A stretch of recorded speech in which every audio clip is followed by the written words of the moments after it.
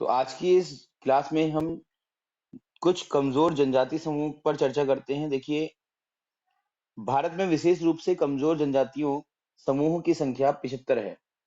इन्हें पहले आदिम जनजातीय समूह भी कहा जाता था और भारत में 18 राज्यों और एक केंद्र शासित प्रदेश अंडमान और निकोबार द्वीप समूह में विशेष रूप से कमजोर जनजातीय समूह निवास करते हैं। क्या विशेषताएं होती हैं इनकी, पहले ये देखिएगा आप लोग।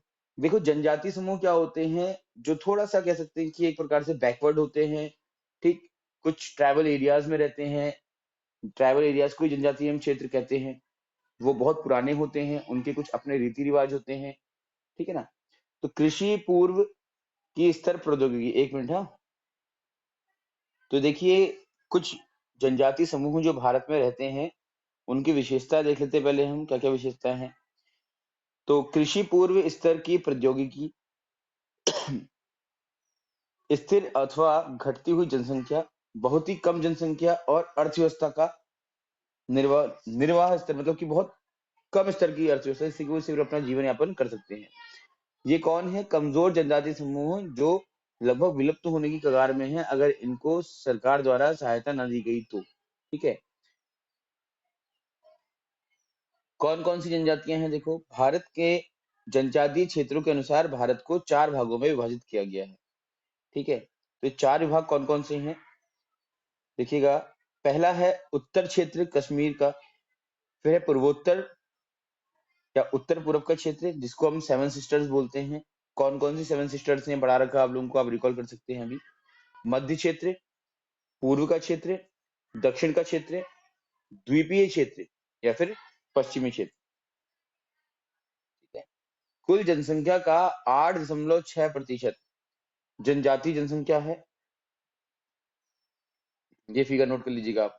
ठीक है, कि भारत की कुल जनसंख्या का कितना प्रतिशत जनजातीय जनसंख्या है? 8.6%। जबकि मध्य प्रदेश, महाराष्ट्र और उड़ीसा में बहुतायत में यह पाई जाती है। अभी आप पढ़ेंगे जनजातियों के बारे में कि कौन कौन जनजाति कहाँ कहाँ पाई जाती है। जनगणना 2011 के अनुसार ये राज्य आप याद कर लीजिएगा: पंजाब, हरियाणा, चंडीगढ़, दिल्ली तथा पुडुचेरी। ठीक है। यहाँ पर किसी प्रकार का कोई जनजाति समूह नहीं पाया जाता है। कहाँ पर? पंजाब, हरियाणा, चंडीगढ़, दिल्ली और पांडिचेरी में। सबसे बड़ा जनजातीय समूह भील है, जिसकी जनसंख्या लगभग 1,70,00,000 है। नोट कर लीजिएगा आप। भारत का सर्वाधिक जनसंख्या वाला जनजातीय समूह डैश भील। सेकंड नंबर पे आता है आपका गोंड जनजाति। गोंड भी बोलते हैं इसको। गोंड जनजाति, स्पेलिंग मिस्टेक होगा तो उसको आप थोड़ा सही कर लीजिएगा। 1,30,00,000 की जनसंख्या के साथ ये दूसरे स्थान पर है। तीसरा नंबर है संथाल का। लिख लीजिएगा, क्रम से लिखिएगा। सबसे ज्यादा भील, फिर गोंड, फिर संथाल। भारत की प्रमुख जनजातियां, सबसे पहले है थारू। थारू उत्तराखंड के नैनीताल, उत्तर प्रदेश के गोरखपुर और बिहार के तराई क्षेत्र में निवास करती है। तो ये प्रश्न पूछा सकता है आपसे कि थारू जनजाति किन क्षेत्रों में निवास करती है, तो उत्तर प्रदेश, उत्तराखंड और बिहार, तीन इसके आंसर हो जाएंगे। ये हिंदू धर्म के अनुयायी होते हैं और दीपावली को शोक पर्व के रूप में मनाते हैं। इसे स्पेशली नोट में लिखिएगा। दीपावली को शोक पर्व के रूप में मनाने वाले जनजाति समूह, दीपावली को शोक पर्व के रूप में मनाने वाले जनजाति समूह, आंसर है थारू। ठीक है, लिखा। इनके वंशज को हम किरात कहते हैं और ये संयुक्त परिवार में ही रहते हैं। उत्तराखंड के संदर्भ में बात करें तो ये उत्तराखंड की सबसे बड़ी जनजाति है। ठीक है, थारू नोट कर लिया होगा आपने, आई थिंक। चलिए आगे बढ़ते हैं। फिर आती है भोटिया। उत्तराखंड के पहाड़ी, विशेषकर कुमाऊनी पहाड़ियों पर रहने वाले ये जनजातीय समूह है और साथ ही उत्तर प्रदेश के तराई क्षेत्र में भी रहते हैं। देखिए, हर जनजाति की विशेषता मैं आपको लिखवाऊंगा, उसको आपने लिखना है। ये वेट नहीं करना है कि बाद में आप लिखोगे, अभी आराम से आप सुनते रहो। ठीक है। पहले थारू में लिखा आपने कि ये दीपावली को शोक पर्व के रूप में मनाते हैं, और दूसरा लिखा आपने कि इनके वंशजों को किरात कहा जाता है।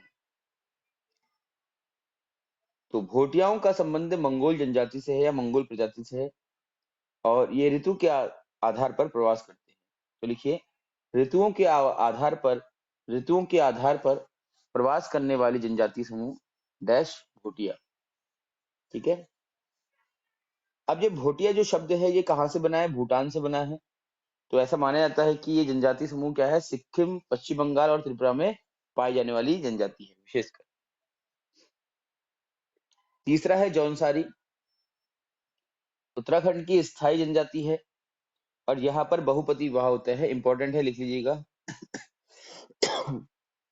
जौनसारी डैश बहुपति विवाह के लिए प्रचलित है। ठीक है। और जौनसार क्षेत्र तो पता ही आपको कहाँ पड़ता है।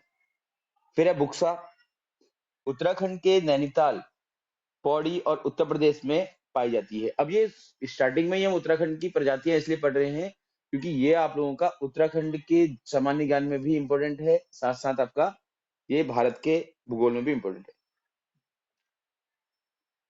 तो लिखो, बुक्सा जनजातियों में अनुलोम प्रतिलोम विवाह होता है। इंपॉर्टेंट है, मार्क कर लिएगा। बुक्सा जनजातियों में अनुलोम प्रतिलोम विवाह होता है। जौनसारियों में बहुपति विवाह, मतलब एक स्त्री के एक से अधिक पति हो सकते हैं। ऐसा कहाँ है? जौनसारियों में है। आवाज आ रही है ना आप लोगों को मेरी प्रॉपर? फिर है, हाँ, फिर है राजी। राजी लिखिएगा। ठीक है। ये उत्तराखंड में कम, उत्तर प्रदेश में ज्यादा पाई जाती है, और इनके यहाँ झूमिंग कृषि होती है। लिख लीजिएगा, झूमिंग कृषि के लिए ज्यादा प्रसिद्ध है। ठीक है। वैसे झूमिंग कृषि जो है ये नॉर्थ ईस्ट में ज्यादा पाई जाती है। देखिए, इन्हें वनरौत भी कहा जाता है। इन्हें वनरौत भी कहा जाता है। राजी। ठीक है।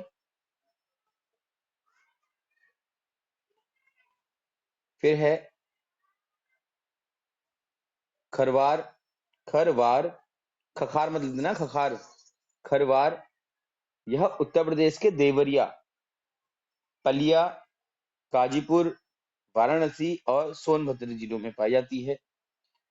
यह आक्रामक एवं शारीरिक रूप से बहुत शक्तिशाली होते हैं। कुछ विशेषता नहीं है इसमें अभी विशेष। इतना लिख लीजिएगा कि खरवार जो है वो उत्तर प्रदेश में निवास करती है।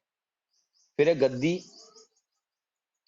पश्चिम हिमालय के धौलाधार श्रेणी में ये निवास करते हैं। ठीक है। स्पेशली हिमाचल के चंपा और कांगड़ा आदि जिलों में। लिख लीजिएगा आप, गद्दी, हिमाचल। ठीक है, हिमाचल में। फिर लिखिए गढ़वा, राजस्थान में। फिर लिखिएगा धौलाधार श्रेणी की कुछ प्रजातियां। लिखो, धौलाधार श्रेणी की कुछ प्रजातियां। पहला है लद्दाखी, लद्दाखी, गुज्जर, बरकवाल, फिर बकरवाल, लाहौली और बारी। ठीक है। फिर है गोंड। गोंड नाम की उत्पत्ति ऐसा माना जाता है कि गोंडवाना लैंड से हुई होगी। ये ऊपर वाला कॉपी कर लिया आप लोगों ने? जल्दी करिए कॉपी आप। धौलाधार श्रेणी की जनजातियां, धौलाधार श्रेणी की जनजाति को, जनजाति वाला जो हम टॉपिक पढ़ रहे हैं ना अभी, ये बहुत इंपॉर्टेंट होता है और ये बहुत बार पूछा जाता है एग्जाम में। आप ये समझिए कि ज्योग्राफी में एक क्वेश्चन जनजाति का जरूर आता है। ठीक है। गोंड जो है वो गोंडवाना लैंड के नाम से इसकी उत्पत्ति मानी जाती है, और ये बहुत बड़ी जाति है, भी आपको बताया था ऊपर मैंने, है ना?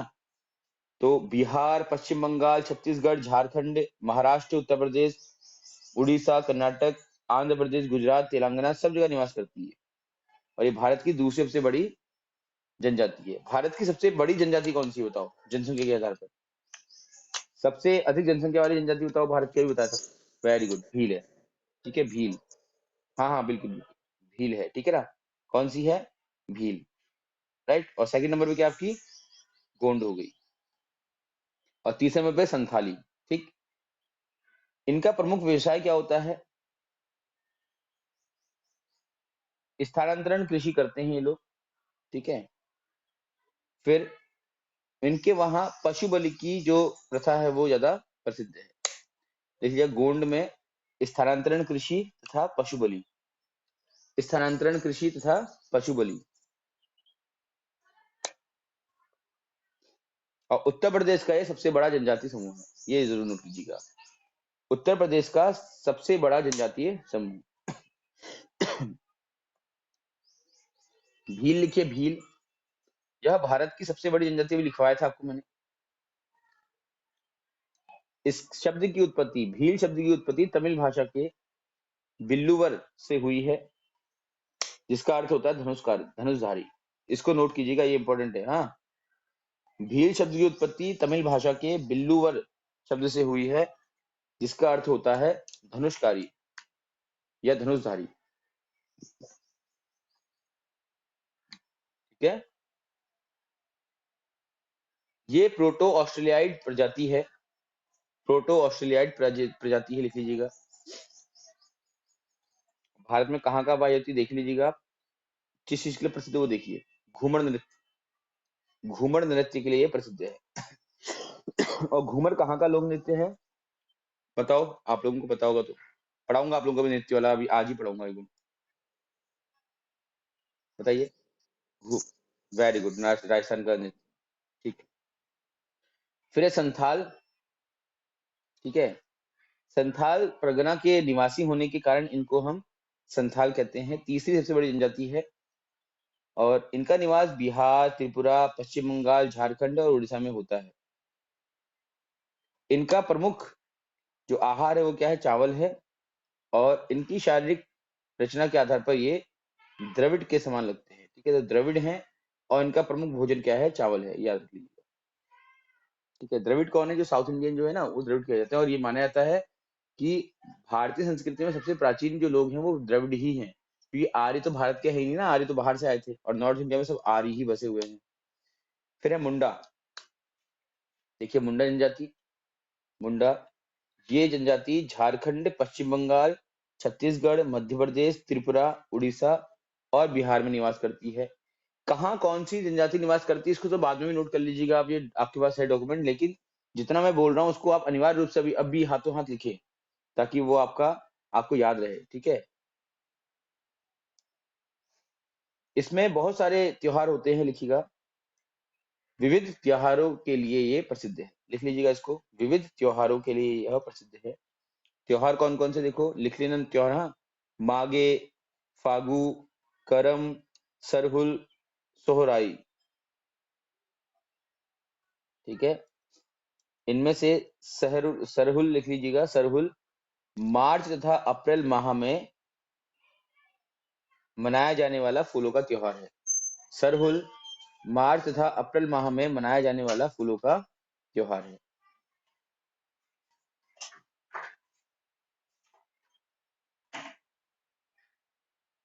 लिखा।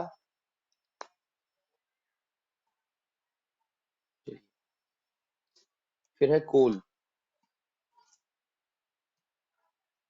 कोल बिहार, झारखंड, उड़ीसा, छत्तीसगढ़, मध्य प्रदेश तथा महाराष्ट्र में पाई जाती है और इसका प्रमुख व्यवसाय कृषि है। इसका प्रमुख व्यवसाय कृषि है, बहुत ज्यादा इंपॉर्टेंट कुछ है नहीं ऐसा। बस कहाँ पाई जाती है देख लीजिएगा आप। खासी, खासी भी झूमिंग कृषि के लिए महत्वपूर्ण है, मतलब प्रसिद्ध है। अच्छा, अभी अभी मैंने आपसे बोला कि खासी झूमिंग कृषि के लिए ज्यादा जानी जाती है, तो बताइए इससे पहले कौन सी और जनजाति थी जो झूमिंग कृषि के लिए प्रसिद्ध है। बताओ, उत्तराखंड की जनजाति है, पढ़ाया था अभी आपको, अगर नोट किया तो देखो। फिर है कोरबा, सॉरी कोबरा। ठीक है, झारखंड व छत्तीसगढ़ में पाई जाने वाली यह जनजाति मुख्यतः जंगली कंदमूल व शिकार पर निर्भर रहती है। लिख लीजिएगा इसको। झारखंड व छत्तीसगढ़ में पाई जाने वाली जनजाति जंगली कंदमूल एवं शिकार पर निर्भर रहती है। लिखा।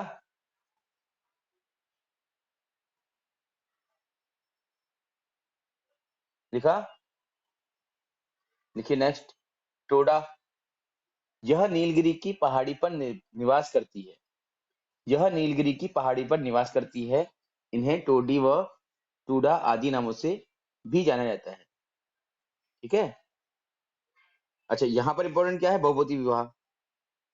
उत्तराखंड में कौन करता है बहुपति विवाह, बताओ बताओ जल्दी बताओ। उत्तराखंड में बहुपति विवाह के लिए कौन प्रसिद्ध है? हम्म, ठीक है, बताओ जल्दी बताओ। जौनसारी बताया तो था आपको अभी, तो कितनी जल्दी भूल जाते हो भाई। आवाज आ रही है आप लोगों को, बबीता? हेलो? हेलो? चल जाएगा। देखिए, तो कोल खासी हमारा हो गया था।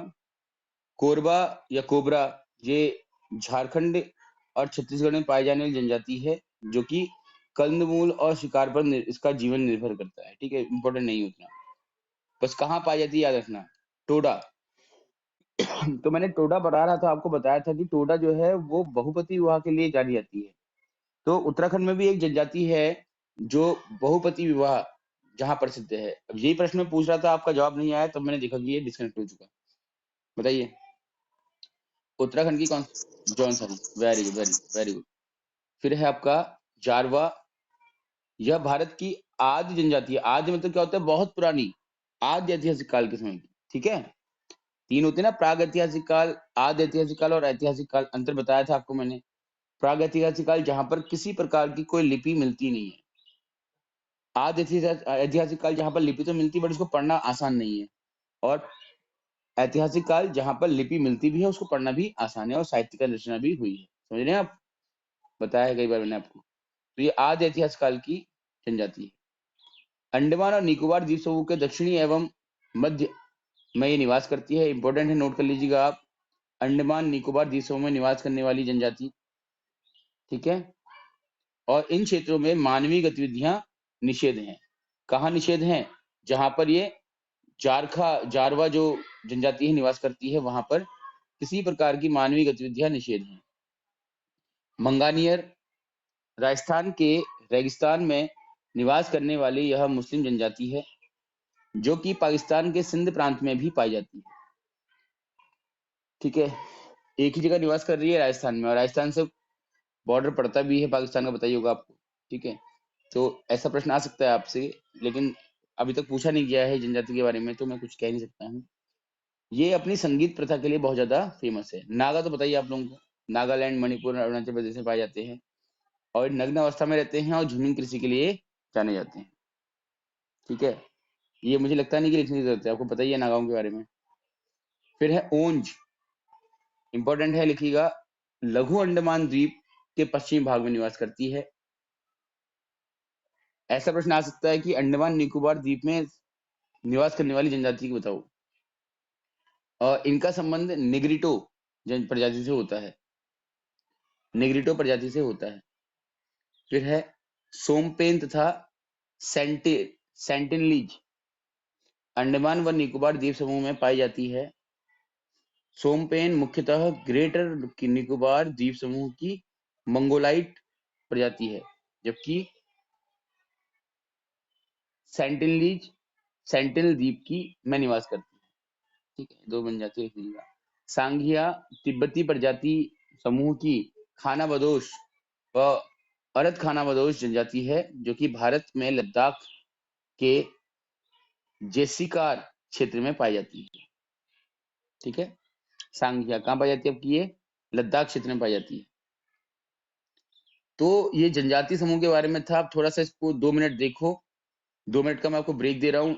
इन जनजातियों को देखो जो मैंने आपको बताया है। आपके पास ये डॉक्यूमेंट है आप लोगों के ग्रुप में सबके, उसमें इसको ओपन कीजिए और पढ़ लीजिए। 2 मिनट का समय लीजिए, अधिक नहीं। उसके बाद हम नदियों का अपवाह तंत्र पढ़ेंगे।